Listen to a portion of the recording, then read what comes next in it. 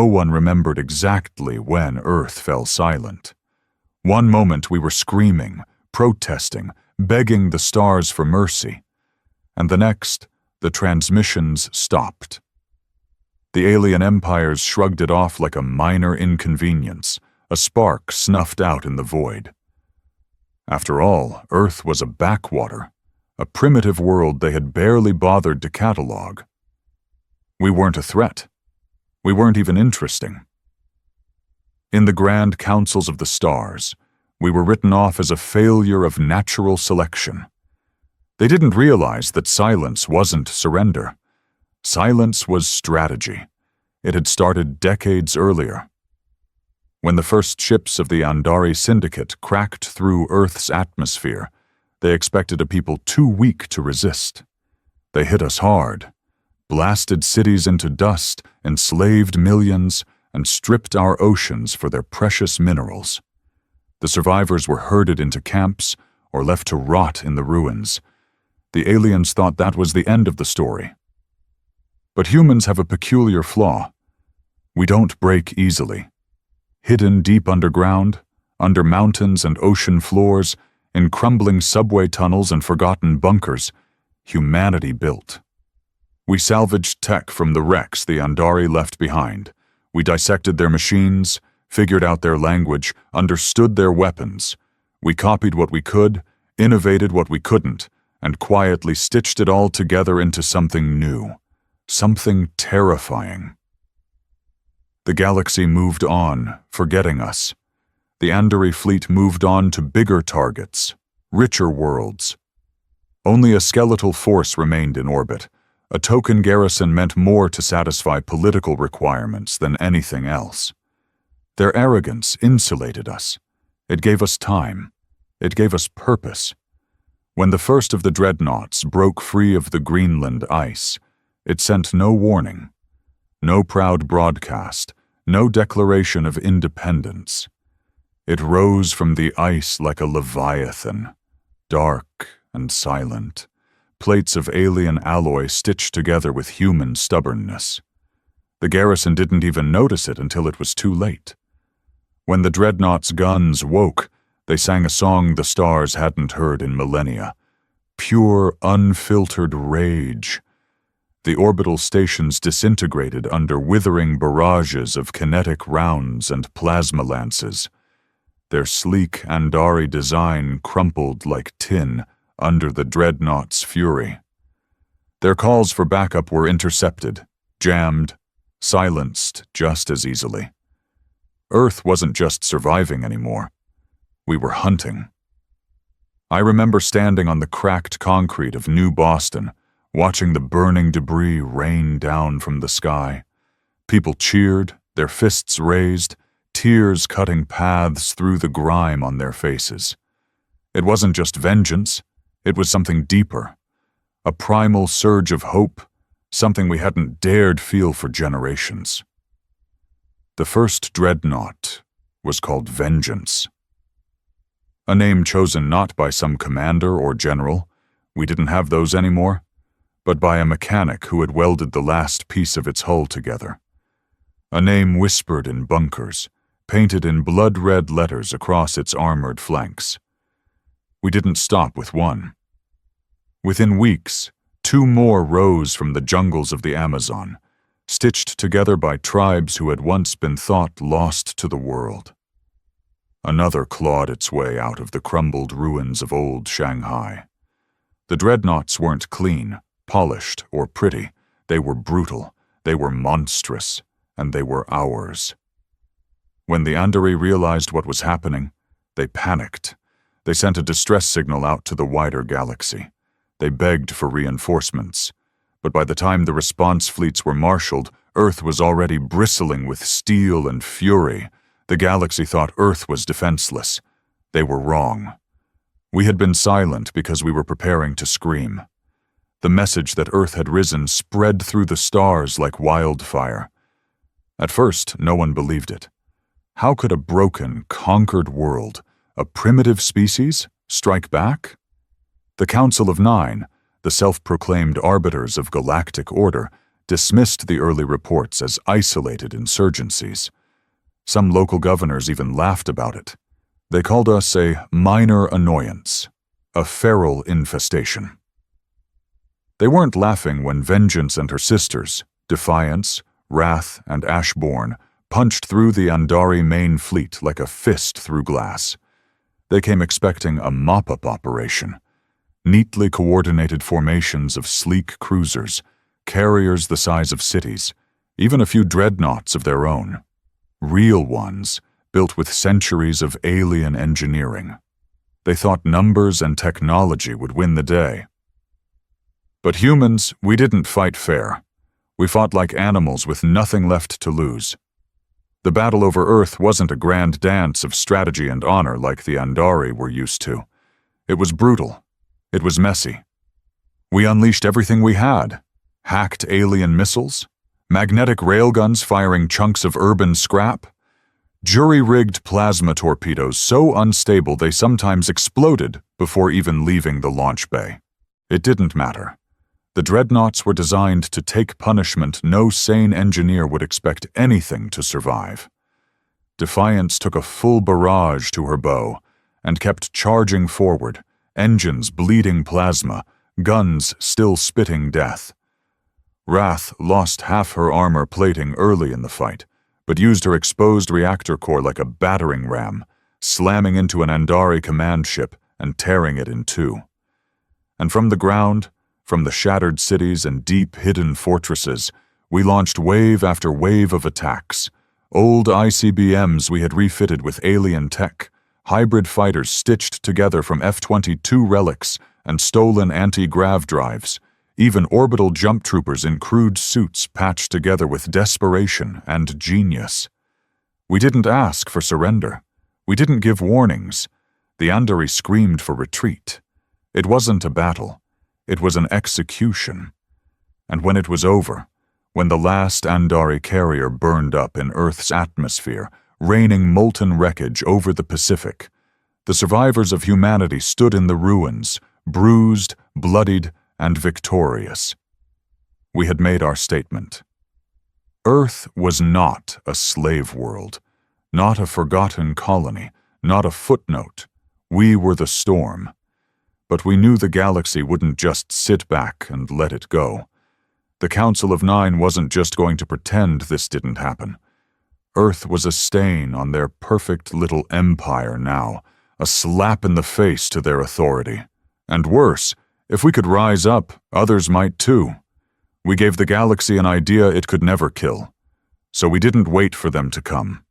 While they debated and plotted and sent scouts to probe the edges of our system, humanity was already building more ships, faster, deadlier, crazier than anything the Council had ever seen. We stripped every Andari wreck down to its bones. We plundered their databanks, reverse-engineered their secrets, rewired their technology into brutal new weapons they could barely recognize. New dreadnoughts rose. Not the clunky, desperate monsters we had built at first, but true terrors, sleek and lethal, designed by human engineers who now understood exactly how to break alien tech better than the aliens themselves. We gave them names that echoed across the stars. Fury, Revenant, Oblivion, and behind every ship, every missile, every blade of steel, there was a voice whispering the same message. We remember. Every atrocity, every city turned to ash, every child dragged away in chains, every scream ignored by a galaxy that had decided Earth wasn't worth saving. We remembered. And we were coming. The dreadnoughts weren't just defense anymore. They were our answer. They were our revenge. The Council's first real sign of fear came when the colony world of Trivar fell. Trivar wasn't just any world.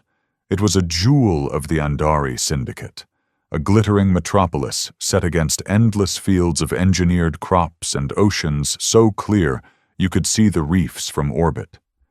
It had never known war. It had barely even known violence. It was a prize, a symbol of the Council's dominance and civility, a perfect world made by enlightened hands. We shattered it in a single night. The fleet that descended on Trivar wasn't large, barely a dozen dreadnoughts, escorted by a ragtag swarm of repurposed Andari corvettes and frigates now crewed by furious humans. We didn't bring diplomats. We didn't bring ultimatums. We brought fire. The first warning the Trivarans got was when Oblivion broke their orbital defense ring in half with a single volley. Massive shards of twisted metal rained from the sky, igniting the crops and setting the oceans boiling in places. Their governor tried to open negotiations, offered tribute, offered surrender. We ignored him. Our ground forces deployed like a hammer blow. Dropships that looked like burning meteors punched into their polished cities, unloading soldiers in armored exosuits patched together from decades-old Terran tech and alien shielding. We didn't bother with holding territory. We weren't there to conquer. We were there to send a message. Factories were gutted. Starports turned into smoking craters. Their food reserves, the pride of their terraforming, were salted with chemical fire. Broadcast towers were hacked to loop one simple message over and over in every language of the Council. Earth remembers. The civilians were spared, mostly. We weren't monsters. But anyone wearing the uniform of the Syndicate, anyone holding a weapon against us, anyone who dared to call humanity vermin, they weren't shown an ounce of mercy. By the time we pulled out, Trivar was a blackened, burning scar visible from orbit. The galaxy noticed. Suddenly, Earth wasn't just a minor rebellion. We were a contagion. A ghost. A nightmare whispered in council halls and military briefings. Recruitment on Outer Rim worlds plummeted. Slaves in the mining colonies began rioting, screaming human war chants in languages the Council thought had been wiped out. Trade convoys rerouted, fleeing entire sectors where the human dreadnoughts had last been spotted. The Council tried to retaliate, of course. They always do. They dispatched the 12th Expeditionary Force, an armada big enough to crush most systems without breaking a sweat. Veterans, war-hardened admirals, ships that could level continents. We didn't face them head-on. We led them into the Helix Nebula, where the magnetic storms fried sensors and ionized weapons. We baited them, harassed them, sliced apart their supply lines, dragged them deeper and deeper into the chaos. When the main fleet was helpless and blind, Vengeance and Ashborn hit them like wolves tearing into a wounded bull. In 3 days, the 12th Expeditionary Force ceased to exist. Their flagship, the Glory of Tyrix, was found adrift, its engines gutted, its bridge crew slaughtered by boarding parties who left only one thing behind: a flag. Earth's flag, stitched by hand, fluttering in the stale, recycled air of their command deck. The Council's facade cracked then. They stopped calling us a rebellion. They started calling us something worse, a blight on galactic order, a species without restraint. The humans, the monsters who burn worlds. Good. We wanted them scared, because fear, we had learned, was the only language they understood. And we were fluent now. The Council of Nine had built their empire on fear, on the belief that order could be maintained with enough force and enough examples made of those who defied them. Their history was written in blood, in the crushed bones of those who had dared to rise. They had seen rebellions before, tiny, desperate things that sparked and died within a generation. They had never faced something like us. By the time news of Trivar's fall reached the Council's inner worlds, panic was already setting in. Merchant guilds demanded extra military escorts at triple the cost. Border colonies whispered of secession. Slave revolts ignited like wildfire across the rim. Humanity wasn't just a rebellion anymore. We were an infection, one that was spreading through the rot the Council had long tried to hide. And so the Council made a decision born of pure terror. They activated the Virox Protocol. It wasn't a weapon in the conventional sense. No dreadnoughts, no soldiers, no fleets. It was a plague, a bioengineered virus, one the Council had secretly created long ago for situations just like this. It was designed to spread fast and kill faster, targeting humans specifically, exploiting the tiniest quirks of our biology to make it unstoppable. They deployed it through Black Ops ships, sleek, near-invisible stealth craft that slipped into human-held territories, dumping canisters into the atmosphere before vanishing into the void.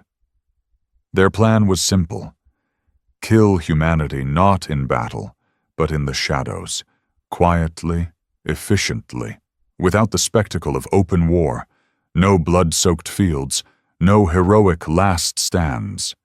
Just a slow, agonizing death whispered across the stars. The first signs came in the outer reaches. A mining outpost in the ruins of old Luna reported sudden sickness, coughing, fevers, hemorrhaging. By the time anyone realized it wasn't natural, it was too late. Whole settlements went dark overnight. At first we thought we were finished. For all our rage, all our weapons, we couldn't shoot a virus. We couldn't outfight it with dreadnoughts. It was invisible, relentless, and it was killing our people by the thousands. I remember standing in the sick bays of vengeance, watching rows of cots filled with men and women who had survived orbital bombardments, ground invasions, and firefights in the black, now brought low by something they couldn't even see. Some wept, some cursed, some simply lay there, staring at the ceilings, waiting for the end. It should have broken us, but it didn't, because humans, when cornered, don't just fight, we adapt. The Council thought we would roll over and die. They didn't understand that Earth's history was written in plagues and survival. From Black Death to smallpox, from chemical warfare to nuclear winters, suffering was carved into our DNA. We moved fast. Quarantine zones popped up within hours. Every medic, every biologist, every half-trained chemist was drafted into the fight. Old medical research facilities, some buried for centuries, were dug out, reactivated, staffed by volunteers who knew they were walking into death. And from the ashes of our dying, we found a miracle. Not a cure, not at first, but something better. Resistance. Some of us didn't get sick. Some who did recovered faster than we thought possible. Genetic outliers, freaks of biology, evolution in real time. We harvested blood samples, sequenced DNA with hacked alien tech, and within weeks, our scientists had spliced together a vaccine. It wasn't perfect. It left scars, weakened lungs, twitching muscles. But it meant we didn't die. And once we knew we could survive, the rage came back, sharper than ever. The Council hadn't just tried to kill us, they had tried to erase us, like vermin. We couldn't forgive that. We wouldn't. The next wave of attacks was merciless. We hunted their Black Ops ships like wolves. We tracked down every Virox deployment vessel and ripped them apart with a vengeance that terrified even our own allies. No prisoners, no survivors. We found one of their main labs hidden in the asteroid belt of the Torix system, a fortress buried deep in rock, shielded from detection. It didn't matter. Ashbourne tore the asteroid apart with orbital rail cannons, reducing centuries of research to molten slag in seconds. For every human they had tried to kill, we burned 100 of theirs. Fear? They had only tasted the beginning. The Council wanted to erase humanity. Instead, they had forged an enemy that would never, ever forget. The Council's retaliation had been brutal, but it had failed. The Virox virus, their so-called ultimate weapon, had only hardened our resolve. And now, The galaxy that once saw Earth as a broken ember began to whisper a new word in fear. Vengeance. We didn't just survive the plague. We adapted, evolved, and unleashed a war the Council had no idea how to contain. The Council worlds had always lived behind walls, massive orbital defenses, fleets stationed in fixed patterns, confident that no enemy could ever reach so deep into their protected heartlands. Their arrogance had been their armor. Now it was their greatest weakness. We didn't launch conventional invasions. We didn't line our ships up for honor and ceremony like they expected. Instead, we slipped past their outer defenses using stolen stealth tech. We hacked their security nets, rewrote their patrol schedules, corrupted their long-range sensors. We became their nightmares. The first world to fall was Vashara Prime, a Council breadbasket planet. It wasn't a massive battle, no heroic last stand or fiery fleet clash. No, it was death by 1,000 cuts. Small commando teams dropped from cloaked frigates, infiltrated the cities at night. Power grids were sabotaged, food supplies poisoned, communications blacked out. When we finally revealed ourselves, it wasn't with guns blazing. It was with an ultimatum. Withdraw from all human-occupied systems or watch your worlds burn one by one. They didn't listen, so we set Vashara Prime ablaze. Dreadnoughts descended from orbit, hammering the planetary shields until they cracked like eggshells.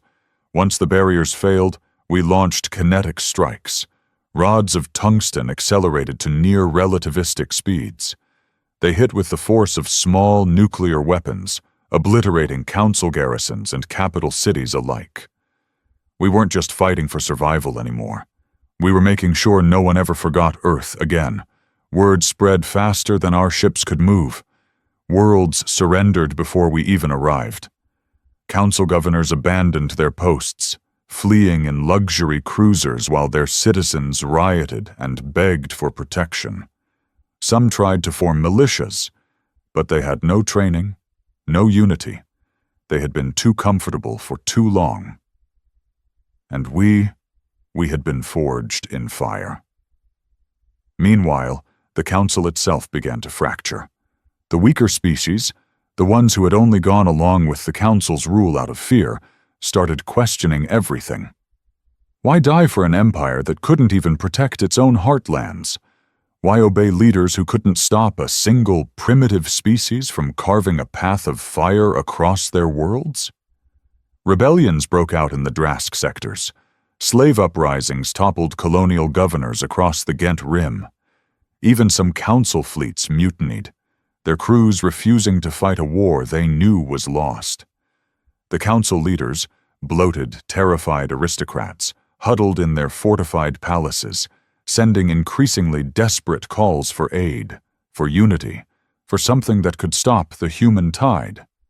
No one answered, because deep down they knew there was no saving them. We were not diplomats, we were not liberators, we were not conquerors seeking thrones or tribute. We were the consequence of centuries of cruelty, finally unleashed. And still, despite the victories, despite the crumbling of their mighty empire, we knew it wasn't enough. Not yet.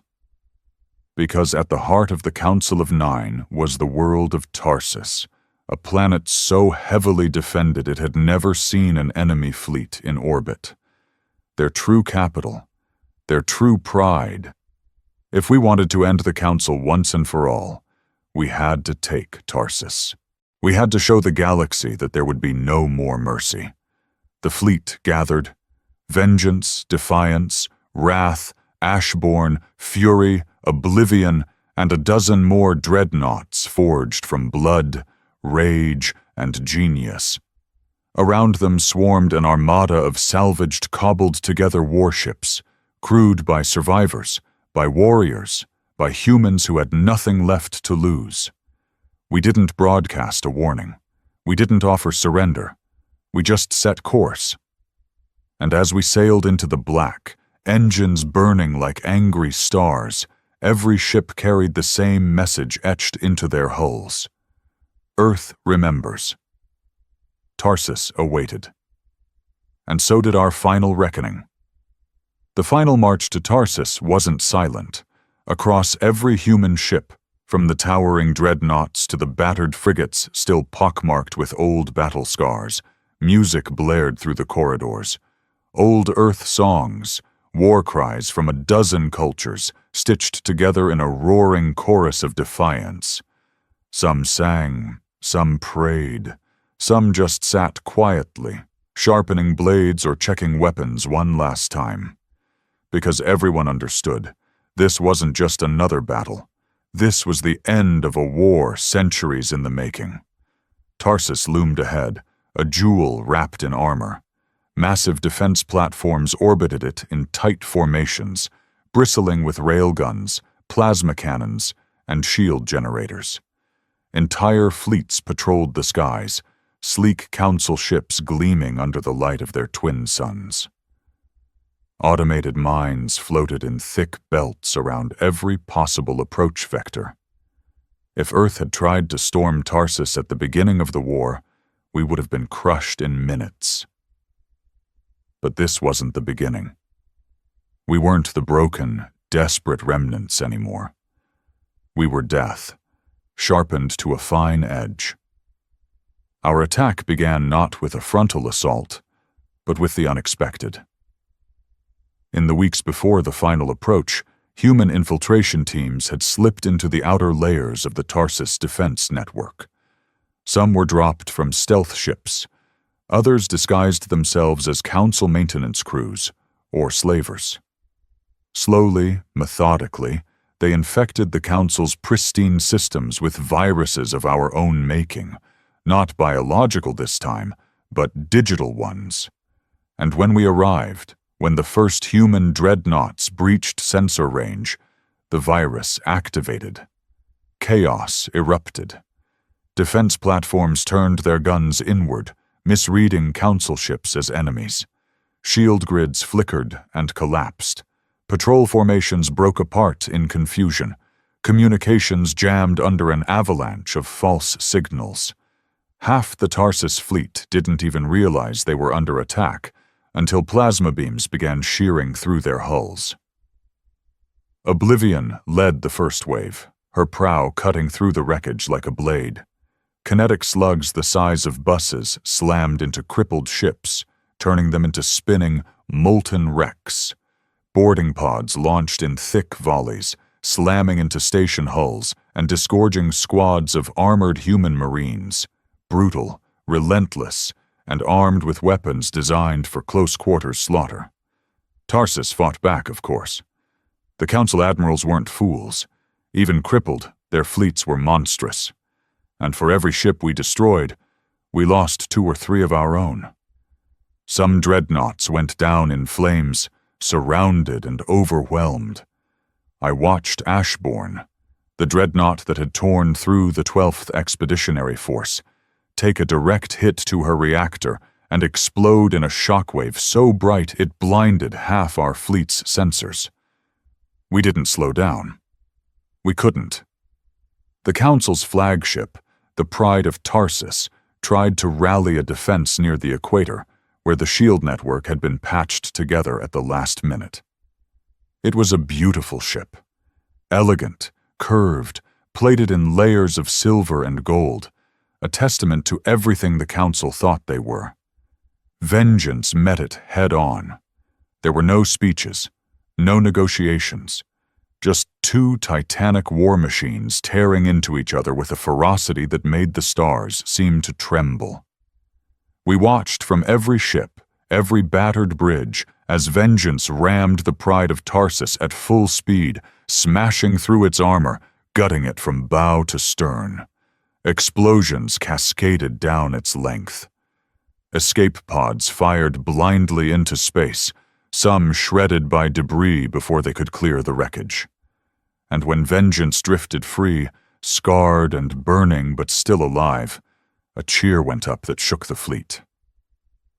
Tarsus's skies fell silent. But we weren't done. Dropships poured toward the planet's surface. Human boots hit the ground in cities that had never known invasion. In the Council's great palaces, the senators and nobles who had ruled the galaxy cowered behind guards, praying that mercy still existed in a world they had taught only cruelty. It didn't. We weren't there to negotiate terms. We weren't there to sign treaties. We were there to end them, once and for all. The ground beneath Tarsus had never known the tread of enemy boots. For centuries, the Council's seat of power had stood untouchable, its marble towers and golden domes symbols of their dominion over the stars. Even in their darkest wars, no invader had ever reached their homeworld. It had been unthinkable. Until now. The dropships came like a storm, black shapes streaking through the atmosphere, dodging what little ground-to-air resistance remained. We didn't come in perfect military formations, the way the Council armies had trained for. We came in chaotic, furious waves, hitting every district, every fortress, every seat of power all at once, and the Council's elite security forces, dressed in their polished armor and armed with their precision rifles, were utterly overwhelmed. The first city we took was Solari Prime, a glittering metropolis of ivory towers and suspended gardens, home to some of the wealthiest families in the galaxy. Our landing pods smashed through their crystalline skyways, through rooftop gardens and lush estates. Soldiers in mismatched armor, some wearing the old flags of Earth's forgotten nations, some draped only in rags, tore through the streets with brutal efficiency. The Council guards fought bravely, but they were too slow, too cautious, too used to fighting enemies who feared them. We weren't afraid. We hunted them through their mansions and palaces, through streets paved with gold, through cathedrals built to glorify their benevolent rule. We fought with savage precision, driving them back street by street, building by building. And when the smoke cleared, the banners of Earth, stitched by hand, made of scavenged cloth and blood-stained canvas, flew from every tower.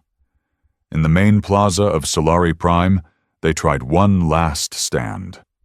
1,000 council guards rallied around the Senate Hall, the heart of their government. Their leaders, the ancient and decrepit Lords of the Nine, watched from the marble steps as their soldiers formed walls of shields, bracing for the human charge. It didn't save them. The assault was merciless. Our plasma throwers tore through their ranks. Railguns ripped holes through their armored lines. The sounds of screaming and gunfire echoed against the ancient stone for hours. And when it was done, when the last council soldier lay broken in the blood-soaked square, we turned our eyes to the Senate Hall itself. The Lords of the Nine tried to parley. They sent out envoys under white flags, desperate and trembling, offering promises of peace, reparations, autonomy. They begged us to negotiate, to be reasonable, to show the mercy that defines civilized peoples. But we hadn't come for mercy. We had come for justice, and justice for Earth had no place for treaties.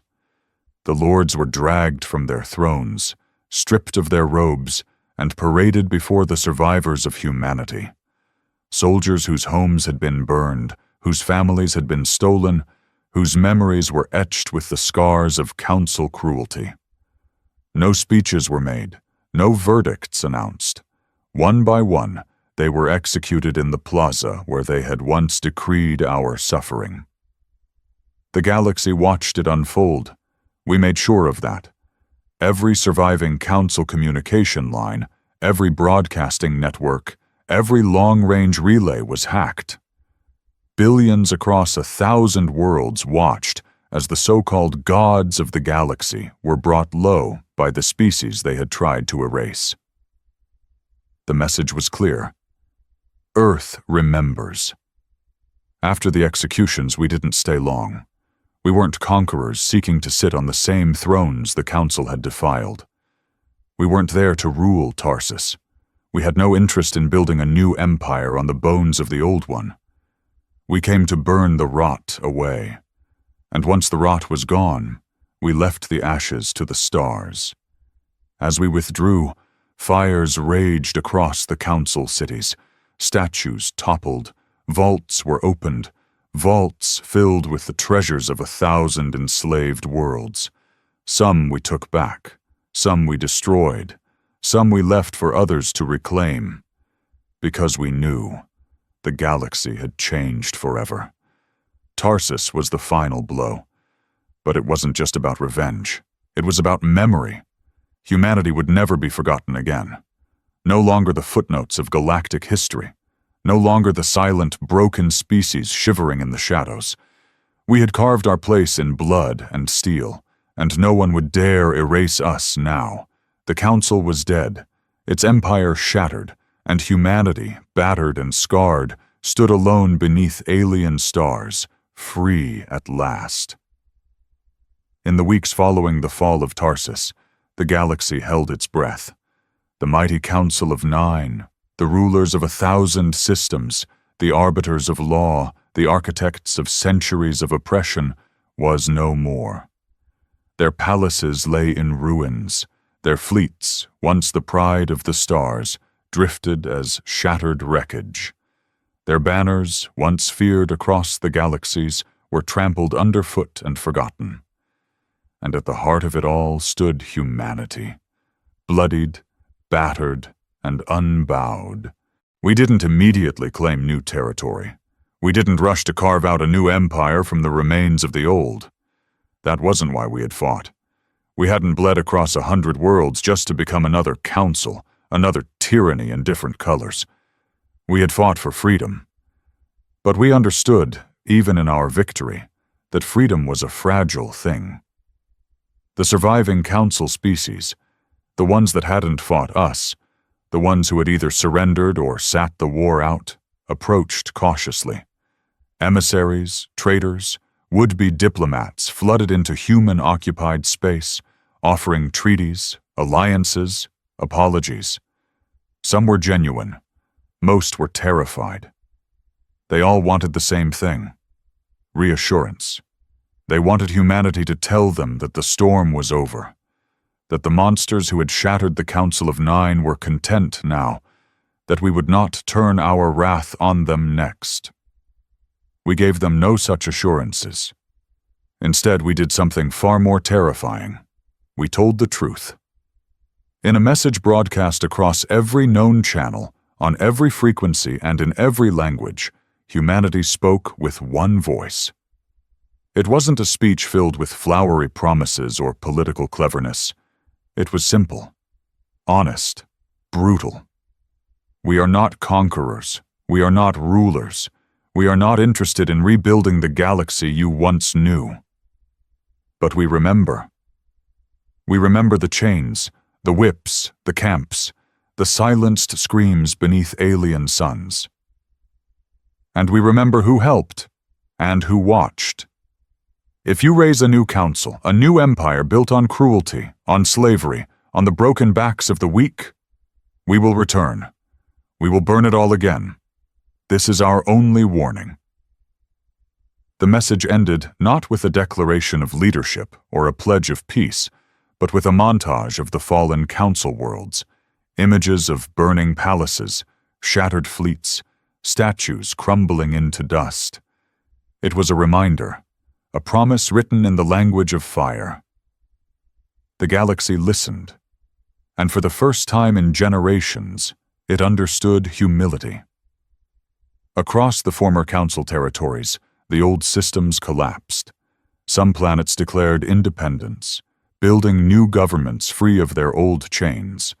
Others fell into chaos, struggling to survive without the iron grip of their former masters. Trade routes shifted. Alliances crumbled. Armies mutinied. New powers rose, some hopeful, some darker than anything before. And through it all, humanity watched. We didn't rush to interfere. We didn't sit in judgment. We had fought our war. Now the galaxy would have to fight its own battles. On Earth, the first real celebrations in living memory began. Cities rose from the ashes, not sterile council-styled structures, but messy, vibrant places filled with laughter, arguments, music, and life. Statues were built, not to rulers, but to the nameless millions who had fought and died for the right to exist. Every year the anniversary of Tarsus's fall was remembered not with parades of soldiers, but with silence, a moment to remember what had been lost and what had been won. The Dreadnoughts, Vengeance, Wrath, Defiance, and the others were not retired. They were repaired, upgraded, and kept ready. Not because humanity sought new wars, but because we knew the truth better than anyone else now. Peace is never permanent. Freedom is never free. Somewhere out in the void, there would always be another tyrant waiting to rise, another empire thinking it could treat sentient life like property, another power arrogant enough to forget the lessons written in the burning skies of Tarsus. When that day came, humanity would be ready, not as conquerors, not as rulers, but as the sword waiting in the darkness. And carved into the hull of every dreadnought, etched deep into their armored bones, was the simple phrase that the galaxy would never again dare to ignore. Earth remembers.